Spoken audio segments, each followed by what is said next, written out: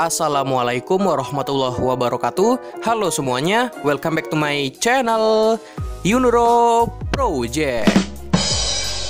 Pada kesempatan video kali ini, gue akan ngebahas salah satu skutik dari pabrikan yang berlogo S. Jadi, skutik ini sebenarnya belum ada di Indonesia karena baru saja rilis di luar negeri tahun kemarin, teman-teman.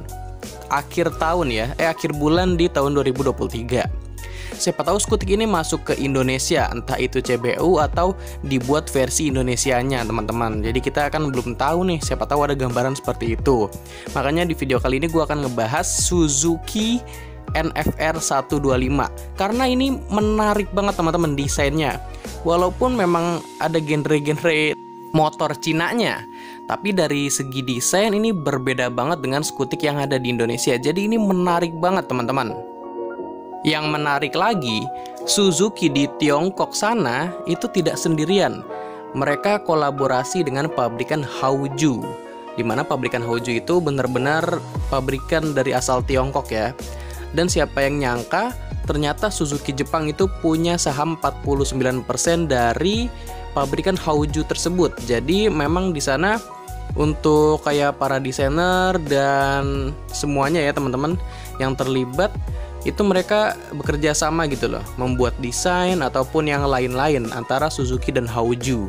Bisa dibilang kejadian ini mirip seperti Astra Honda Motor yang ada di Indonesia secara equity ya, teman-teman. Tapi ini berbeda dengan Toyota dan Daihatsu di Indonesia, di mana satu model bisa dijadikan dua brand berbeda dan cuman ganti emblem aja. Kalau Hauju dan Suzuki ini mereka mempelajari di mana market yang kuat, contohnya di Afrika. Mereka pakai nama Haujunya dengan menggantikan posisi Suzuki karena Suzuki di sana agak kurang, teman-teman, tapi Hauju lebih kuat di sana ya, sebagai contohnya seperti itu. Oke, nggak usah banyak basa-basi, sekarang kita langsung bahas Suzuki NFR 125-nya. Tapi sebelum gua lanjut, teman-teman jangan lupa like video ini dan subscribe channel ini dulu supaya gua makin semangat bikin konten seputar roda 2 dan riding gear-nya.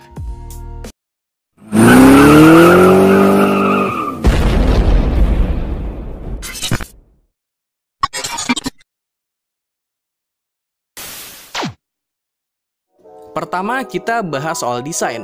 Jadi tampilan dari Suzuki NFR 125 ini beda banget, teman-teman. Menonjolkan kesan sporty berdasarkan lekukan yang dinamis di sekujur bodinya. Khususnya untuk area fascia, produk dari rekanan Suzuki ini ya, teman-teman, juga tampak agresif. Contohnya pada bagian headlamp. Di batok setangnya itu memiliki aura futuristik. Begitu juga pada tameng depannya, teman-teman, tampak identik dengan fairing depan Yamaha R1 karena di bagian bawahnya itu kanan kirinya ada dua lampu bulat, teman-teman. Kemiripannya terlihat banget dari pemasangan DRL yang berbentuk sipit dengan kombinasi lampu sen bulat di bawahnya. Kalau soal performa mesin, Suzuki NFR 125 ini dibekali mesin silinder tunggal 124 cc full injeksi berpendingin cairan.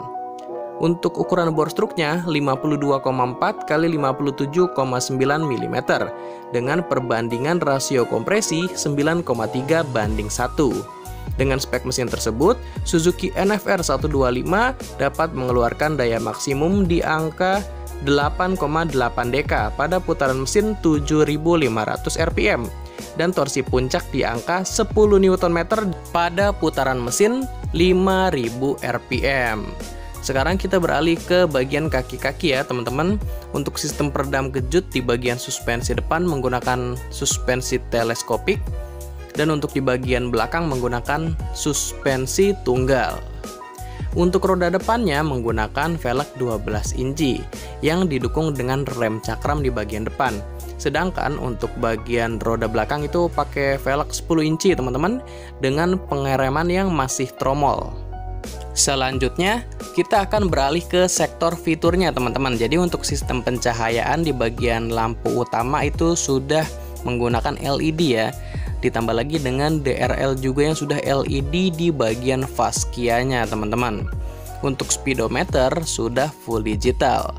Dan untuk Suzuki NFR 125 ini juga punya fitur USB charger, jadi nggak usah khawatir kalau misalkan dipakai buat ojol ataupun touring-touring, jadi bisa langsung sambil dicas dan jalan teman-teman. Untuk fitur keamanan ada fitur combi brake system juga ya, terus ada juga fitur parking brake lock. Jadi secara desain menurutku ini masih cocok dan bisa masuk ke Indonesia ya teman-teman. Terus dari segi spek mesin juga bisa, tapi dari segi fitur kayaknya kurang banget ya teman-teman kalau kita bandingkan dengan skutik-skutik 125cc yang sekarang ada di Indonesia. Nah, mengenai harganya, siapa tahu kalau masuk Indonesia ini murah teman-teman, karena untuk fiturnya sendiri tidak terlalu wah seperti skutik-skutik yang ada di Indonesia. Kalau dikonversikan ke rupiah ya, harganya si Suzuki NFR 125 ini harganya antara 19,3 jutaan sampai 20,2 jutaan teman-teman. Wah, ini murah kan ya? Tapi pastinya ya kalau masuk Indonesia, CBU dari Tiongkok ya bakalan naik ya teman-teman.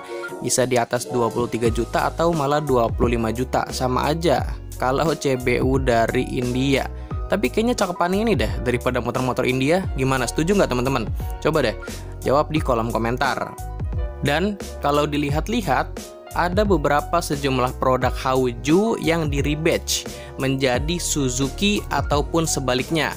Apakah Suzuki Hauju NFR 125 ini bakalan menjadi skutik baru Suzuki di Indonesia? Kita tunggu aja update selanjutnya ya teman-teman.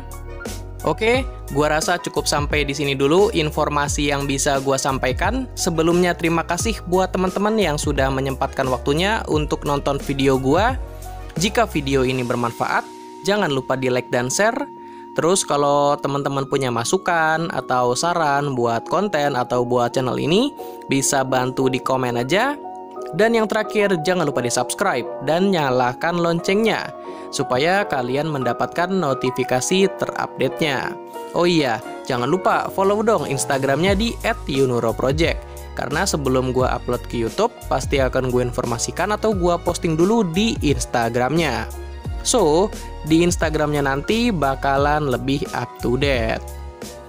Oke, gua rasa cukup sampai di sini dulu informasi yang bisa gua sampaikan. Sampai berjumpa di video seputar roda 2 dan riding gear selanjutnya. Thank you semuanya.